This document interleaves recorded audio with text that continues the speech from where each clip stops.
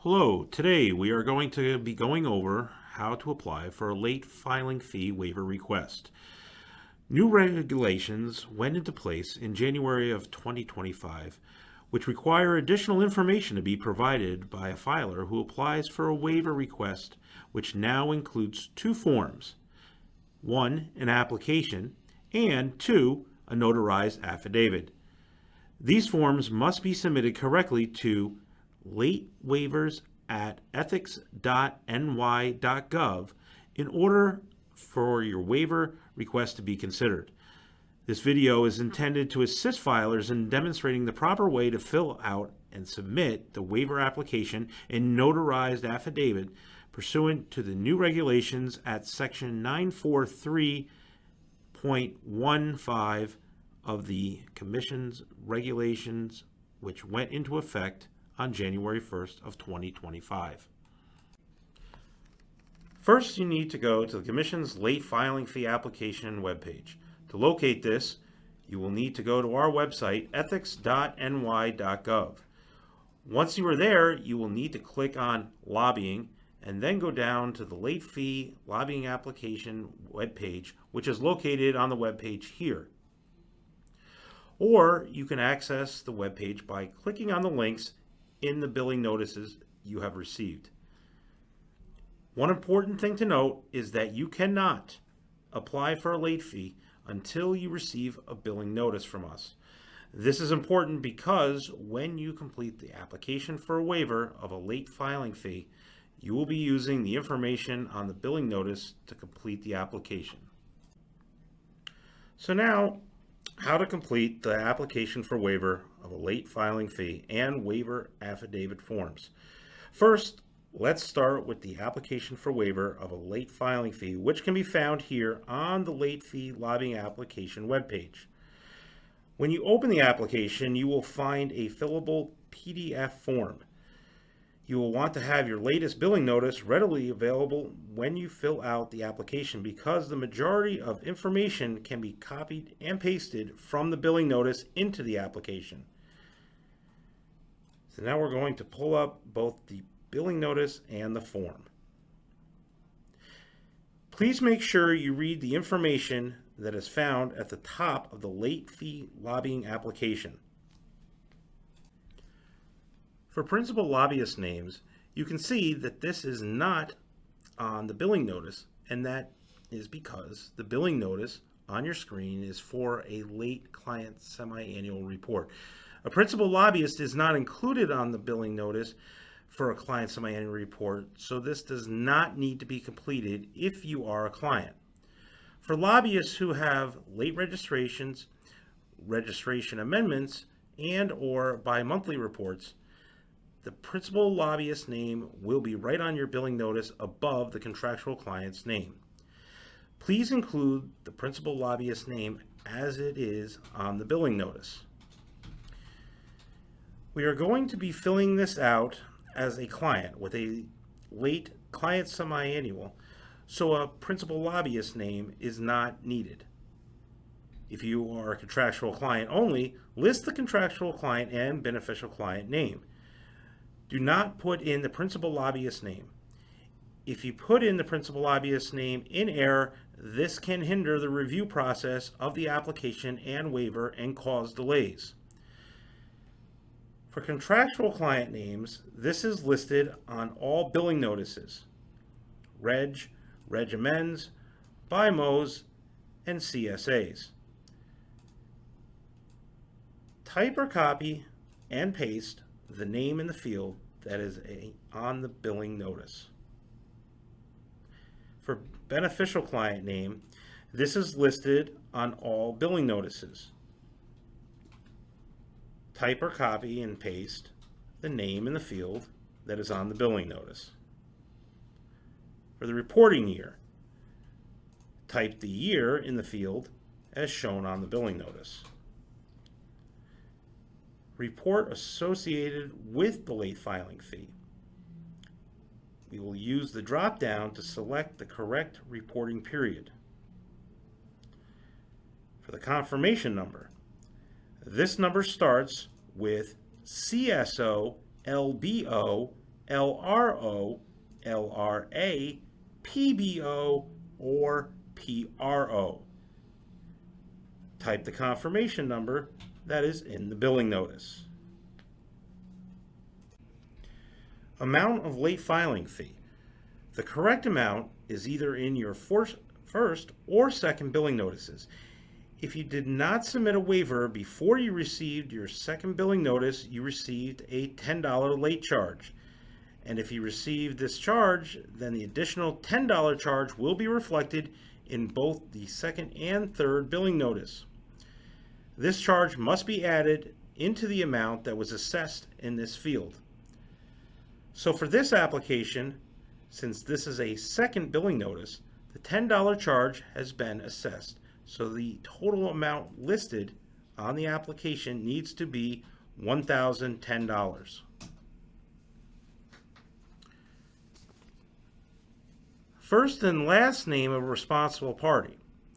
This needs to be one of the possible two individuals listed as an RP on your organization's profile.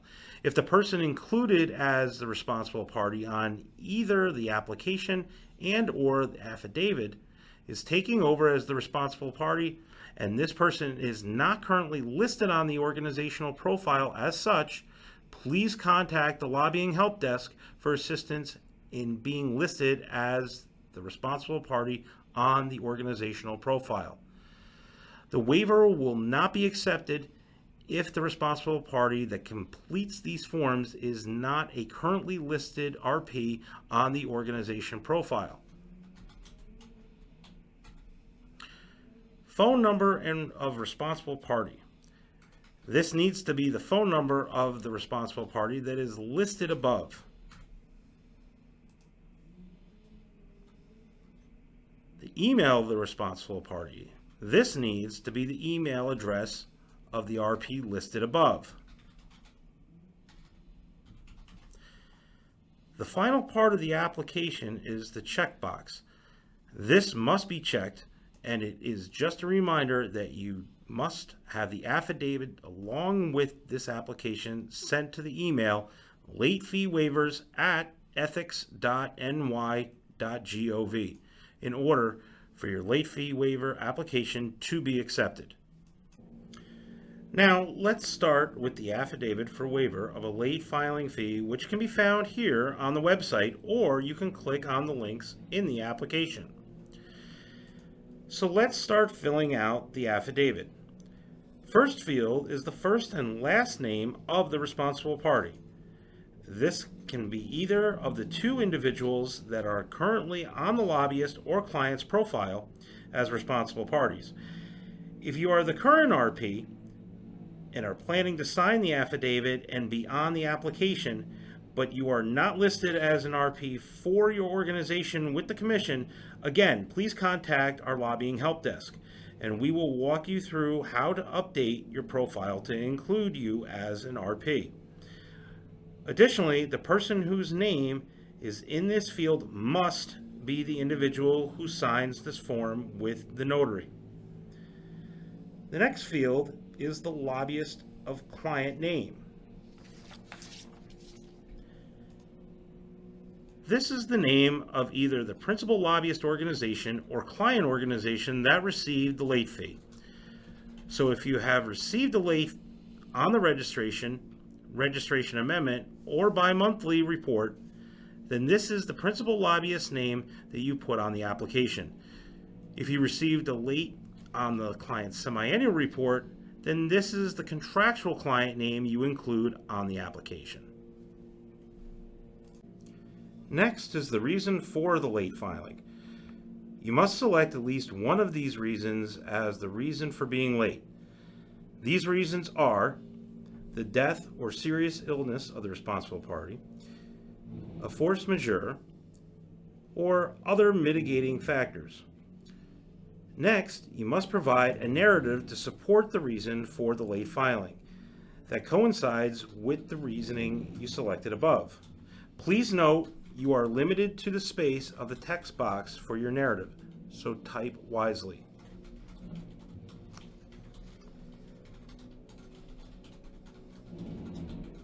Next is your annual operating budget. This means the estimated annual income minus expenses of your entire organization.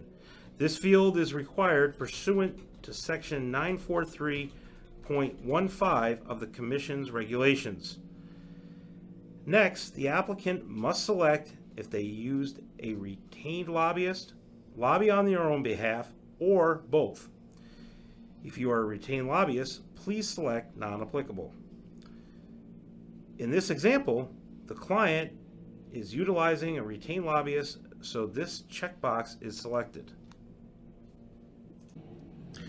For Section D, if the applicant has received a late on a bi-monthly report or client semi-annual report, the applicant must list the number of lobbying activities and compensation and expenses that were not reported timely. For this scenario, the client has a late client semi-annual, so that selection is chosen. Next, locate your client semi-annual report, which can be found in your profile in the lobbying application, and report the number of lobbying matters and compensation and expenses that was included in your late client semi-annual report. So for this scenario, based on the CSA filing, the application was late reporting 4 activities that totaled $25,000 in compensation and expenses. Please note that if you are a lobbyist and you received a late on a registration or a registration amendment, then Section D can be skipped. Next is Section E. In this field, you must explain what you or your organization is doing to mitigate any future late filings.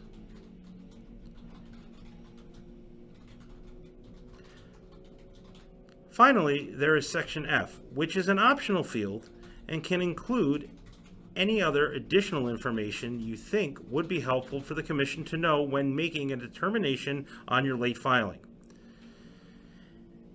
Now we need a signature of the responsible party, which must be done in front of a notary, and a notary must sign and include their notary stamp.